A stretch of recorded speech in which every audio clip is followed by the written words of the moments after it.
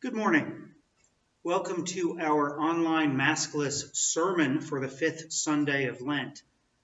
Glad to be able to bring this to you. I hope it's helpful to some. I will leave the announcements for whatever is done at the service on Sunday, but I will begin this time by reading our gospel reading, which will fit with the sermon today. Our gospel comes from the 12th chapter of the Gospel of John, beginning with the 20th verse. Now, among those who went up to worship at the festival were some Greeks. They came to Philip, who was from Bethsaida in Galilee, and said to him, "Sir, we wish to see Jesus." Philip went and told Andrew. Then Andrew and Philip went and told Jesus.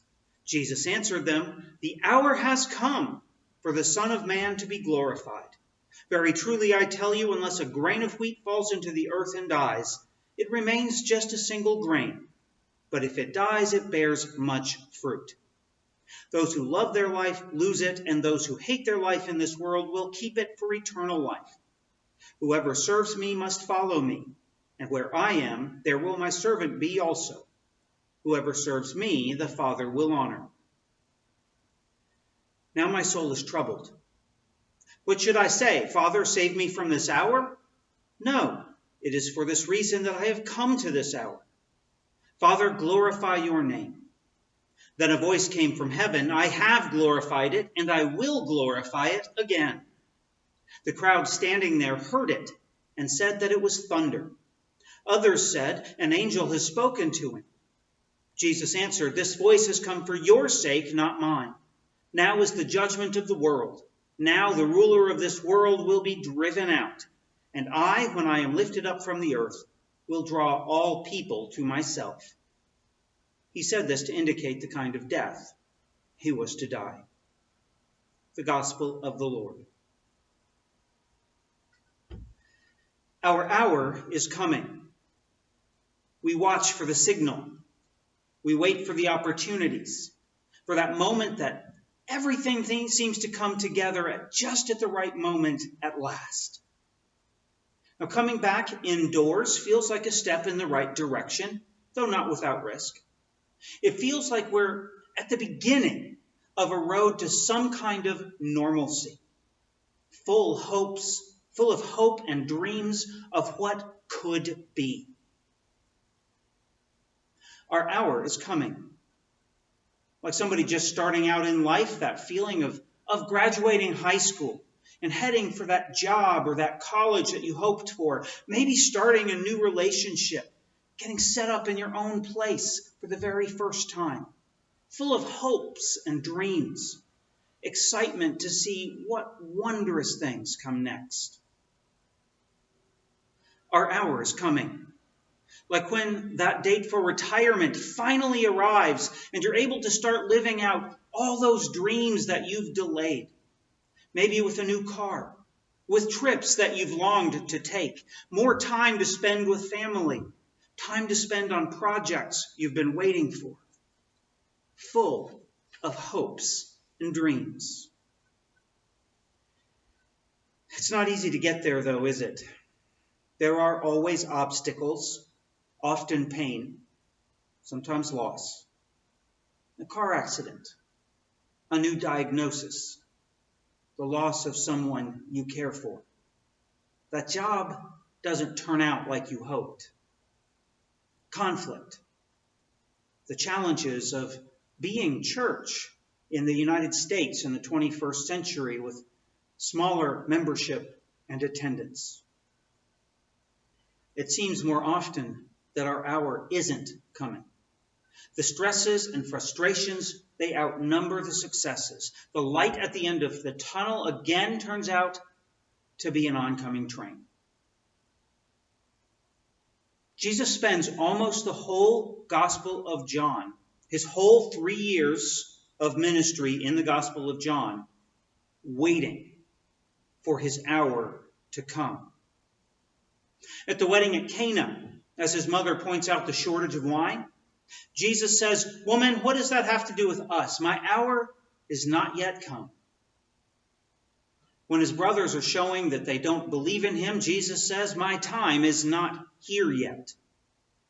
Facing skeptical crowds in Jerusalem, the text says, then they tried to arrest Jesus, but no one laid hands on him because his hour had not yet come.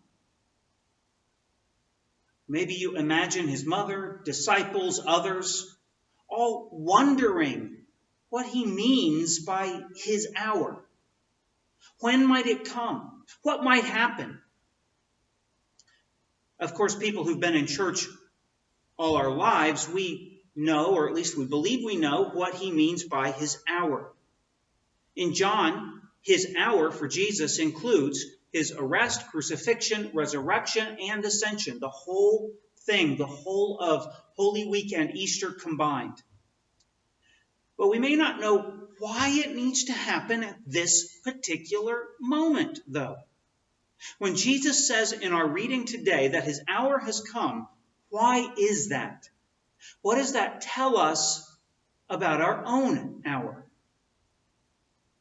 Jesus has been walking Galilee for about 3 years in the Gospel of John, coming to Jerusalem each year for the festivals. This time, Jesus is in Jerusalem for Passover, like thousands of other people. Jews flocked to Jerusalem for this holiday, and so did Gentiles. The temple even had a special court where Gentiles were allowed to gather. The Gentile soldiers and governor were also there to help keep order in this chaotic gathering. And this Passover, in our gospel reading today, it can't be so different from the other times that Jesus has attended Passover in Jerusalem. Except for one seemingly small detail. This year, some of the Greeks, which means the Gentiles, which means non-Jews, some of the Greeks who are in town for Passover make a request that no Gentiles have made before them. Finding Philip, the Gentiles say, "Sir, we wish to see Jesus." And that's new. All Jesus' followers up to now are thoroughly Jewish. Jesus himself is Jewish. The 12 are Jewish.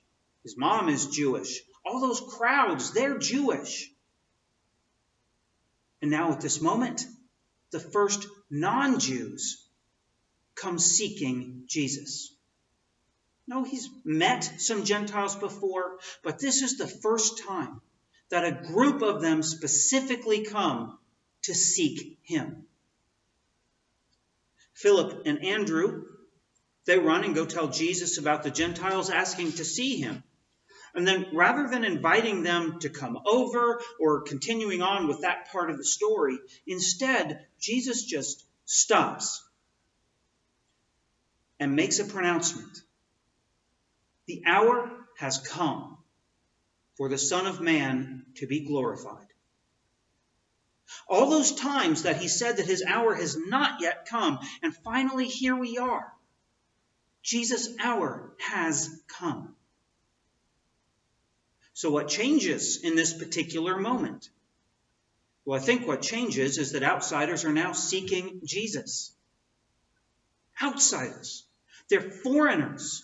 These people are polytheists who believe in all those Roman gods.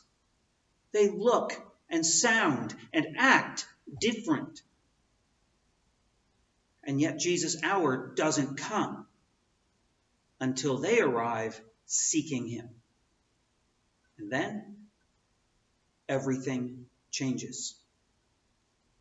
This fulfills old ideas from the Hebrew Scriptures, like with Isaiah thinking of Jesus as thinking of Israel rather as the light to the nations. Ancient Israel isn't only to benefit Israel, it's to benefit the entire world. Many are the prophets who call for the world to one day come to recognize the Jewish God.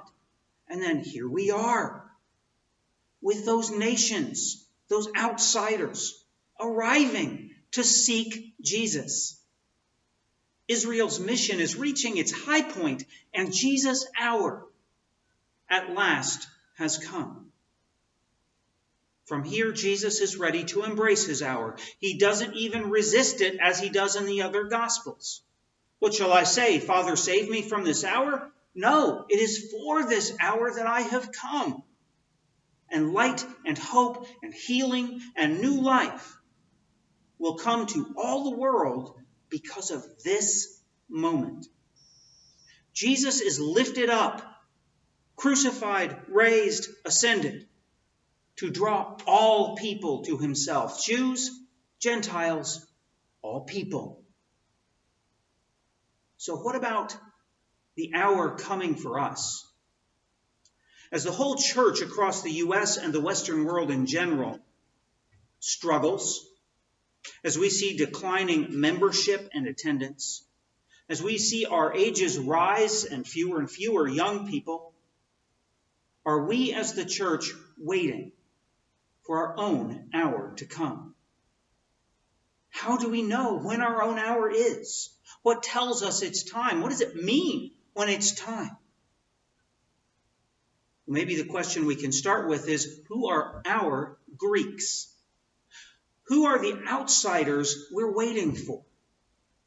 We know we can't rely on our own kids anymore, growing up in church, staying in church, and becoming the next generation of members and leaders. So like Jesus, maybe we're waiting for our own Greeks, our own outsiders, to come and say, "Sir, we wish to see Jesus." Churches don't grow from within anymore. Now we seek to grow from without. We wait to welcome our own version of the Greeks, the strangers, the outsiders, the new. It's never easy. It's always a challenge. The earliest Christians, who were all Jewish, didn't exactly welcome the Gentile Christians with open arms. There are people out there who don't know that they might be looking for Jesus. There are people out there who want to love and be loved, who want to serve their neighbors and make a difference. People who seek deeper meaning in their lives. They're out there, like the Greeks for Jesus. And we need them in order for our hour to come. It's always hard that they're different. Like Jesus Greeks, they can look, sound, and act different from us. They don't know the same things. They don't share our same background. The same traditions don't always speak to them. But their arrival here will show us that our hour has come. God is lifting up the church again. It'll be showing us when the outsiders arrive, when the Greeks come seeking Jesus, that God is again reaching out to the church, lifting up the church, filling her pews, providing new leaders, giving new direction. How exciting is that? To live on that cusp as we wait for our hour and as we seek it to finally arrive. How exciting is that? Our challenge comes when our challenge in that hour is to reach out to them and offer them the place that they need, even though they're different from us. Jesus' hour in John is the cross, resurrection, and ascension. It's kind of like that for us as the church too, in a lesser degree. Welcoming Greeks or outsiders is a challenge to us too. In some ways, it can actually feel mortally threatening to us with all the potential changes that come with completely new, completely different people. It's only through Jesus arriving at his hour that our new life has begun. And it's through our own hour, our own welcoming of the outsiders, that our growth into God's church comes to us. I don't know what the future of the church is in the United States. I don't know the future of any congregation, but I do know that the future will look different from the past. We're in a time when most congregations are starting to see that a time of great change is coming over us. The Greeks The Greeks, they're out there, and they are our future. It's a time of brainstorming to find ways to reach them as they are, rather than expecting them to fit in to all of our presuppositions. Our own hour is coming. Rising to the exciting challenge is a call for Christians in our day and age. Singing a new song, blazing a new trail as we follow the ever-advancing Jesus, using our imaginations as we are invited by Jesus, employing all of our gifts of creativity in service of Jesus. Our own hour is coming. And like Jesus' hour, struggle though it is, painful though it is, it's good news. It's good news indeed. God is making of us a light to the nations, to the outsiders. What shall we say? Father, save us from this hour? No, it's for this hour that we have been called. How exciting, living at this time of change. We get to follow Jesus through this hour, through all the challenges it can present, and arrive at the graceful age of hope, healing, and new life. Yes, our own hour is coming. Amen.